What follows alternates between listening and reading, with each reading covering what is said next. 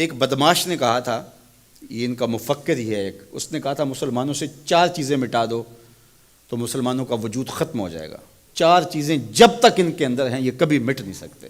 وہ 4 چیزیں کون سی ہیں؟ اس نے کہا ایک قرآن، دوسرا حج، تیسرا جہاد، اور چوتھا حضور علیہ السلام سے عشق۔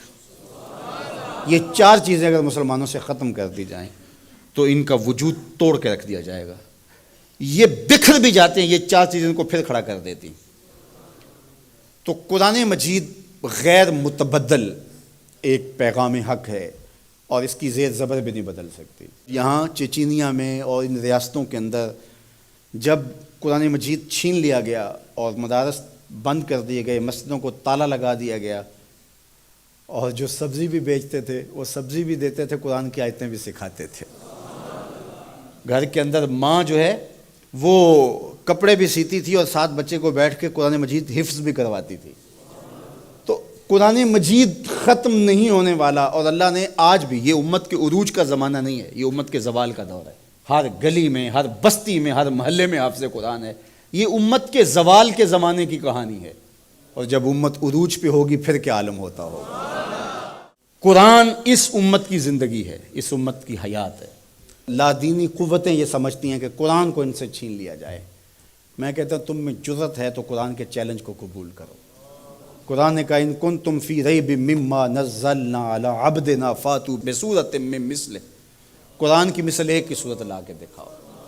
کھربوں ڈالر تم نے خرچ کیے نا، تم نے جگہ جگہ غدار خریدے ہوئے ہیں اور ان غداروں کو تم کروڑوں پیسے دیتے ہو، تو تم اتنے پیسے کیوں لگاتے ہو؟ پیدائشی عیسائی اور یہودی عرب ہیں، عربیون نسل ہیں مختلف بلاد عرب میں، ان کو جمع کرو، اور وہ بڑے بڑے شاعر اور ادیب بھی ہیں، ان کو بلاؤ جا کے، ان کو کہو کہ یہ 3 آیتوں کی ایک صورت لکھنی ہے، ہم تمہیں اتنے کروڑ ڈالر دیں گے۔ لیکن تیرے سامنے یوں دبے لچے فصحا عرب کے بڑے بڑے، کوئی جانے کے منہ میں زبان نہیں بلکہ جسم میں جان ہے۔ قرآن کی مثل نہیں لا سکے، اور قرآن کہتا ہے فَإِن لَمْ تَفْعَلُوا وَلَن تَفْعَلُوا، اگر نہیں لا سکے تو کبھی بھی نہیں لا سکو گے۔ یہ قرآن کا چیلنج ہے، اور یہ کسی بند کمرے میں نہیں دیا، یہ کھلی کتاب میں چیلنج آج بھی موجود ہے۔ جو وکیل بحث نہ کر سکے وہ گالیاں دینا شروع کر دیتا ہے۔ پرے پنچایت میں آپ نے بھی دیکھا ہوگا کہ جو جھوٹا پڑ رہا ہو وہ آگے سے گالیاں دینا شروع کر، لڑائی شروع کر دیتا ہے۔ یہ جو ناروے میں واقعہ ہوا ہے، یہ جھوٹے لوگ ہیں۔ اگر تمہارے میں ہمت ہوتی، تمہارے میں دم ہوتا تو قرآن کی مثل لاؤ نا، 3 آیتیں لاؤ۔ لیکن یہ آگ لگانے کا مطلب کیا ہے؟ آگ لگانے کا مطلب کہ تم اپنی شکست تسلیم کر رہے ہو کہ ہم اس کتاب کا مقابلہ نہیں کر سکتے، اس لیے گندگی اور غلاظت پہ اتر آئے ہو اور قرآن مجید کے نسخے کو آگ لگانا جانتے ہو۔ اور میاں تم کسی نسخے کو تو آگ لگا لو گے، لیکن جو روحوں پہ لکھا ہوا ہے اس کو آگ کیسے لگاؤ گے؟ اور علماء نے کہا ہے کہ جب قرآن مجید کو کوئی آگ لگائے یا اس کو پھینک دے تو وہ لفظ پھینکتا ہے، نور اڑ جاتا ہے اس کا۔ قرآن اللہ کی کتاب ہے، اللہ اس کی حفاظت کرتا ہے۔ تو یہ بات ذہن میں رکھیے، یہ شکست خوردہ ذہن کی علامت ہے کہ یہ جو کچھ کیا گیا ہے، یہ بالکل نکھٹو قسم کے، یہ ہارے ہوئے شکست خوردہ لوگوں کا مزاج ہے کہ وہ کتاب کو آگ لگا رہے ہیں۔ میاں یہ کیا بات ہوئی؟ دنیا کی کسی بھی تہذیب میں ایسا ہوا ہے؟ کوئی بھی دانشور ایسا کرتا ہے؟ تمہارے میں دم ہے، جرأت ہے تو اس کتاب کا مقابلہ کر کے دکھاؤ، اور تم نہیں کر سکتے اور کبھی بھی نہیں کر سکتے۔ اور یہ قرآن کا چیلنج 14 صدیوں سے موجود ہے۔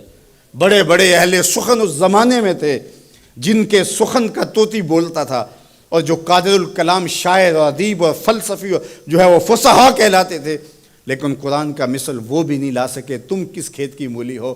تو قرآن کل بھی چمکتا تھا، قرآن آج بھی چمکتا ہے، اور قرآن کے اجالے اور قرآن کی روشنیاں باقی رہیں گی۔